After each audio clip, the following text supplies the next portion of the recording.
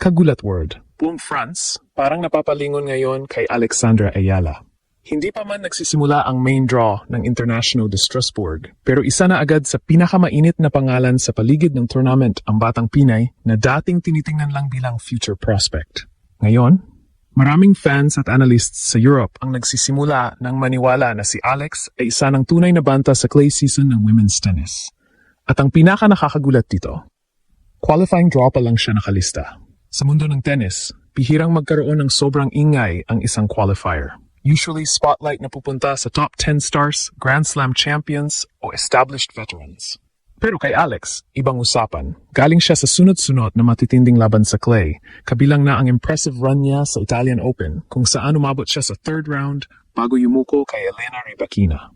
Ang performance na iyon ang lalong nagpasabog sa pangalan niya sa international tennis scene. At ngayon, habang karamihan sa mga tao sa Strasbourg ay naghihintay sa mga established superstars, may isang qualifier na unti-unting nagiging pangunahing atraksyon. Kung tutuusin, napakabigat ng simbolismo ng sitwasyon ni Alex ngayon sa International de Strasbourg. Hindi lang ito simpleng qualifying appearance.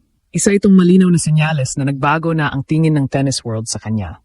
Noong mga nakaraang taon, kapag naririnig ang pangalan ni Alex sa European tournaments, ang tingin ng marami ay development player pa lang. Isang talented junior champion. Isang promising Filipino prospect mula sa Rafael Nadal Academy. Pero ngayon, iba na ang energy. Ramdam mo na ang anticipation. At hindi ito dahil sa hype lang ng social media. Resulta ito ng actual performances niya laban sa elite competition nitong 2026 season.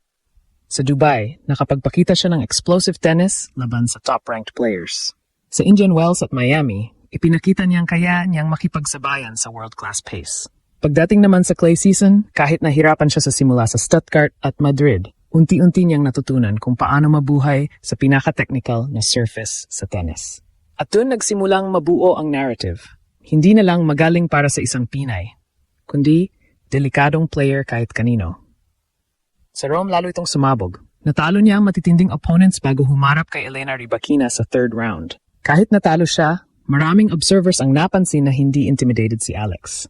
Nakipagsabayan siya sa isa sa pinakamalakas humataw sa women's tennis.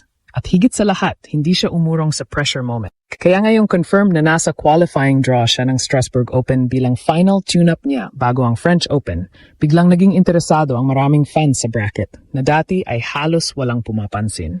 At dito pumapasok ang nakakagulat na bahagi. Maraming tournament fans sa France ang alam na may mga mas malalaking pangalan sa event.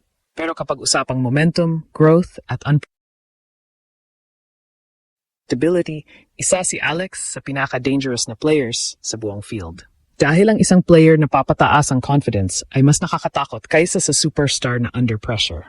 At parang yun mismo ang nangyayari kay Alex ngayon. Hindi siya pumapasok sa Strasbourg bilang favorite. Pumapasok siya bilang wild storm. Isang player na walang takot, mabilis matuto at mas lalong gumagaling habang lumalaki ang stage. At para sa France, mukhang nagsisimula na nilang maramdaman yon bago pa man magsimula ang totoong bakbakan. At habang lumalakas ang usapan tungkol kay Alex sa Strasbourg, mas lalong nagiging emosyonal ang bigat ng sitwasyong ito para sa mga Pilipinong tennis fans. Kasi isipin mo, isang Filipina player ang unti-unting nagiging headline material sa Europe, sa mismong continent kung saan ipinanganak ang ilan sa pinakamalalaking pangalan sa tennis history. Hindi ito basta ordinaryong exposure. Ito ay cultural breakthrough. Sa loob ng maraming dekada, bihirang mabanggit ang Pilipinas sa serious conversations tungkol sa elite tennis.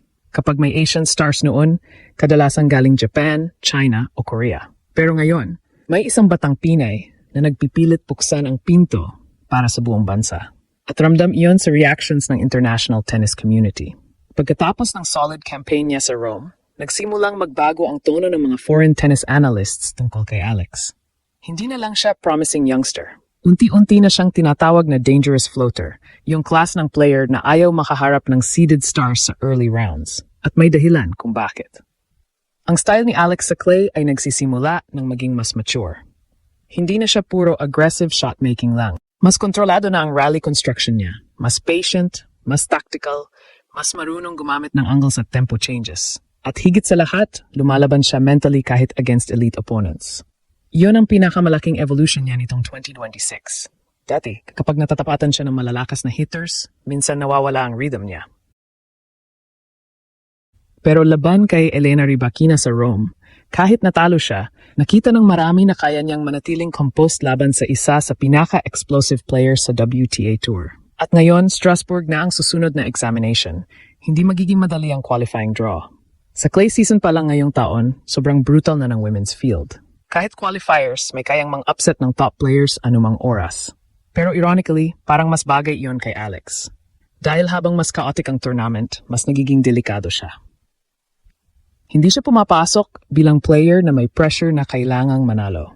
Ang pressure nasa mga established stars. Siya, papasok lang na parang gutom na challenger na gustong guluhin ang buong bracket. At iyon ang klase ng player na kinakatakutan sa Grand Slam season.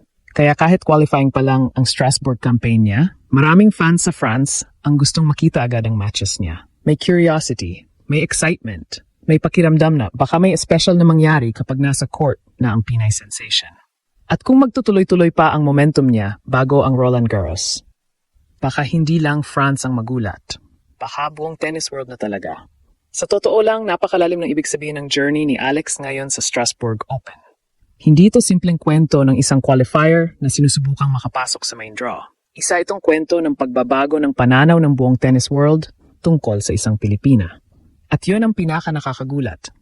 Dahil ilang taon lang ang nakakalipas, halos imposibleng isipin na magkakaroon ng Filipina player na kayang maging pangunahing attraction sa isang major European clay event. Pero ngayon, nangyayari ito sa harap mismo ng mundo. Hindi dahil sa marketing, hindi dahil sa novelty, kundi dahil sa tunay na kalidad ng laro niya.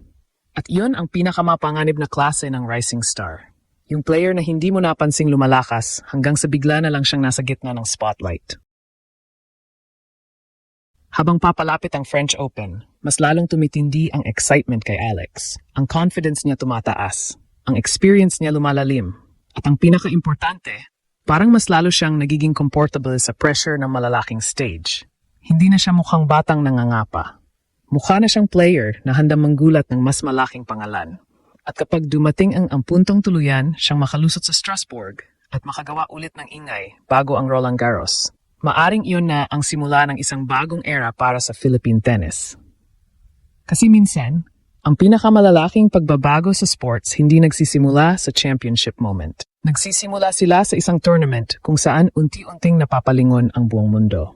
At sa ngayon, parang iyon mismo ang nangyayari kay Alex sa France. Habang ang ibang tao nakatingin sa mga established superstars, parami ng parami ang nagsisimulang magtanong, paano kung ang susunod na malaking pangalan sa women's tennis ay galing pala sa Pilipinas?